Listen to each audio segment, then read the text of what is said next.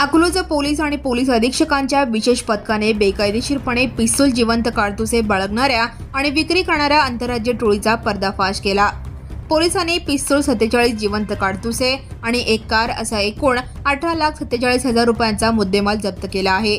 या प्रकरणी 6 आरोपींना अटक करण्यात आली असून 2 जण अद्याप गायब असल्याची माहिती सोलापूर ग्रामीण पोलिसांनी बुधवारी सायंकाळी पत्रकार परिषदेत दिली।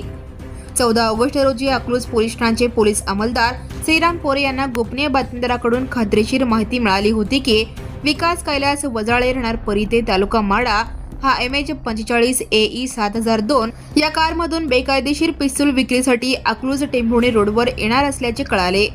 उपविभागीय पोलीस अधिकारी संतोष वाळके व पोलीस निरीक्षक नीरज उबाळे यांच्या पथकाने सापळा रचून विकास वजाळे याला 2 पिस्तूल व 4 जिवंत काडतुसांसह ताब्यात घेतले। या प्रकरणाचा अधिक तपास सहाय्यक पोलीस निरीक्षक विक्रम साळुंके हे करीत आहेत। ही कारवाई सोलापूर ग्रामीण पोलीस दलाच्या अकलूज उपविभागाने केली। या कारवाईत विकास वजाळे राहणार माढा, राहुल माने राहणार मिरज, महादेव कोरके राहणार पंढरपूर, विजय किरणगी राहणार कर्नाटक, अनिल मेहता राहणार मध्य प्रदेश आणि सुमित लवटे राहणार सांगोला यांना अटक करण्यात आली आहे।